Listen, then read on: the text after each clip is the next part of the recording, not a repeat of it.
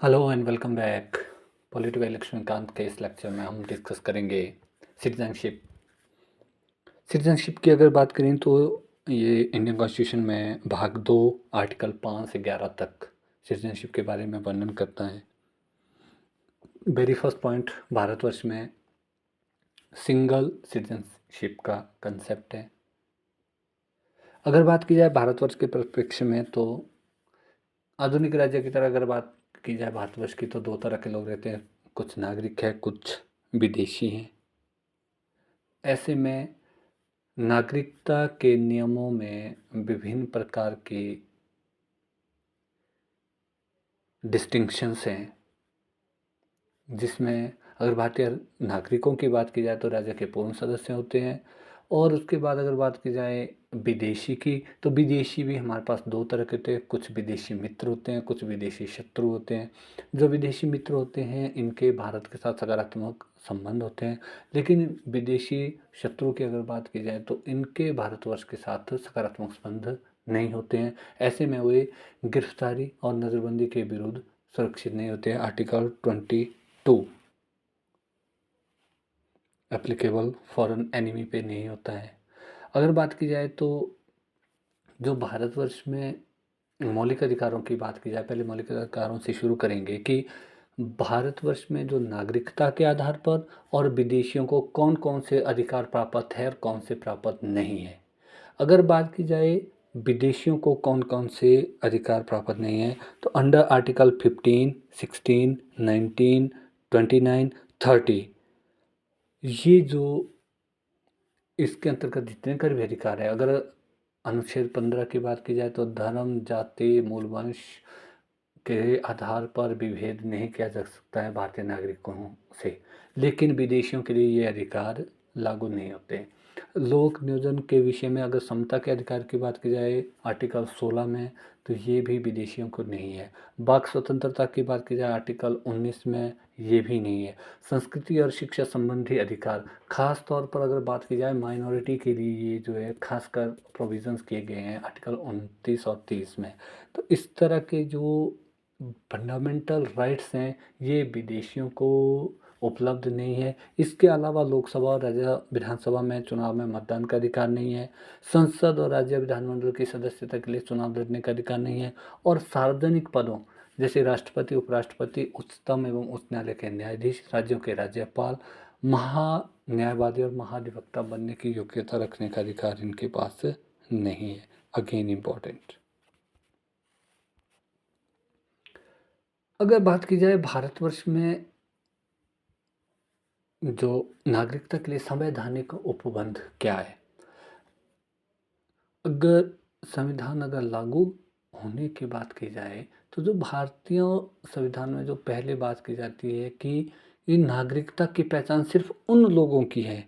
जब हमारा संविधान लागू हुआ 26 नवंबर 1949 को और 26 जनवरी 1950 को पूर्णतः जब लागू हुआ तो जितने भी नागरिक यहाँ भारतवर्ष में रह रहे थे उनकी क्या नागरिकता होगी, ये जो आर्टिकल 5 से 11 तक है ये इसी का ही वर्णन करते हैं संविधान के भाग 2 में।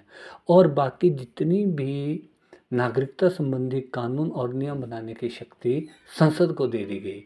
तो ऐसे में संसद ने सर्वप्रथम नागरिकता अधिनियम एक्ट 1955 लागू किया और जिसका समय समय पर संशोधन किया गया। 26 जनवरी 1950 के दिन जो 4 श्रेणियां बनी भारतीय नागरिक की, वेरी वेरी इंपॉर्टेंट है। ये जो पहला जो एक्ट बनाई 1955 का, इसमें 4 कैटेगरीज में डिवाइड कर दिए गए। इसमें क्या क्या है, जो आर्टिकल 5 कहता है ये व्यक्ति भारत का मूल निवासी वो माना जाएगा जो 3 में से कोई एक शर्त पूरी करता है। नंबर 1, या तो उसका जन्म भारत में हुआ है, या उनके माता पिता में से किसी एक का जन्म भारत में हुआ है, और या वो संविधान लागू होने के 5 वर्ष पूर्व से भारत में रह रहा हो। आर्टिकल 6 की अगर बात की जाए इसमें पहचान की गई कि एक व्यक्ति जो पाकिस्तान से भारत आया हो और यदि उसके माता पिता या दादा दादी अविभाजित भारत में पैदा हुए हों, इन दो में से अगर वो एक शर्त पूरी करता है तो वो भारत का नागरिक बन सकता है। लेकिन यदि वह 19 जुलाई 1948 से पूर्व स्थानांतरित हुआ हो और अपने प्रवासन की तिथि से उसने सामान्यतः भारत में ही निवास किया हो।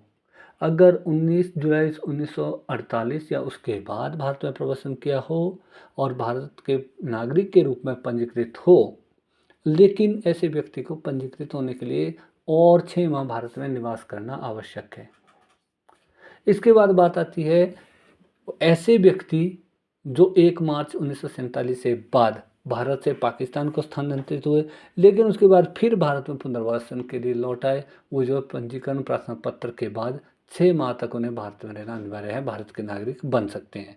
और जो लास्ट है इसमें ये है कि एक व्यक्ति जिसके माता पिता या दादा दादी अविभाजित भारत में पैदा हुए हो, लेकिन वो भारत से बाहर रह रहा हो, फिर भी वो भारत का नागरिक बन सकता है। कैसे? वो पंजीकरण या कूटनीतिक तरीके से पार्षद या प्रतिनिधि के रूप में आवेदन करे।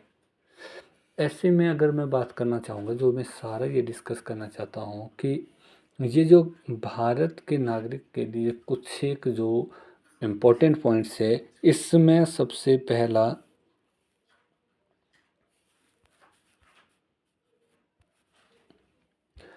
पहला पॉइंट है इसमें कि व्यक्ति जो भारत का मूल निवासी हो, पाकिस्तान से स्थानांतरित हुआ हो, पहले पाकिस्तान स्थानांतरित हुआ फिर भारत लौट आया हो, और भारतीय मूल का व्यक्ति जो भारत से बाहर रह रहा हो।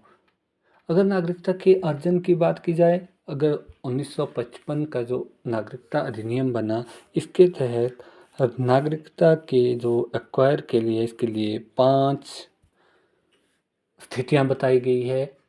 इसमें से जो 5 स्थितियां हैं वो कौन कौन सी है? सबसे पहली है इसमें जन्म द्वारा। ये जो जन्म की बात की जाए तो जो 26 जनवरी 1950 है उसके बाद, परंतु 1 जुलाई 1947 से पूर्व कोई व्यक्ति अपने माता पिता के जन्म की राष्ट्रीयता के बावजूद भारत का नागरिक होगा।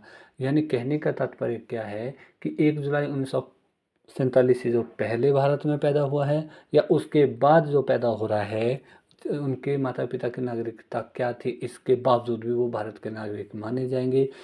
भारत में 1 जुलाई को या उसके बाद जन्मा व्यक्ति केवल तभी भारत का नागरिक माना जाएगा यदि उसके जन्म के समय उसके माता पिता में से कोई एक भारत का नागरिक रहा हो। यानी कि 1 जुलाई 1947 के बाद यदि कोई भारत में पैदा होता है तो उनके माता पिता में से किसी एक को भारत का नागरिक होना जरूरी है। लेकिन इसके अलावा भी यदि किसी व्यक्ति का जन्म 3 दिसंबर 2004 के बाद भारत में हुआ हो तो वह उसी दशा में भारत का नागरिक माना जाएगा यदि उसके माता पिता दोनों उसके जन्म के समय भारत के नागरिक हो या एक उनमें से एक उसमें भारत का नागरिक हो तथा दूसरा अवैध प्रवासी ना हो। दूसरी शर्त क्या है? पहली शर्त है 1 जुलाई 1947 की, उससे पहले के सभी जो भी भारत में पैदा हुए हैं भारत के नागरिक माने जाएंगे। 1 जुलाई 1947 के बाद कोई भारत में पैदा हो रहा हो, उसमें एक शर्त है कि उनके माता पिता में से कोई एक भारत का नागरिक होना चाहिए।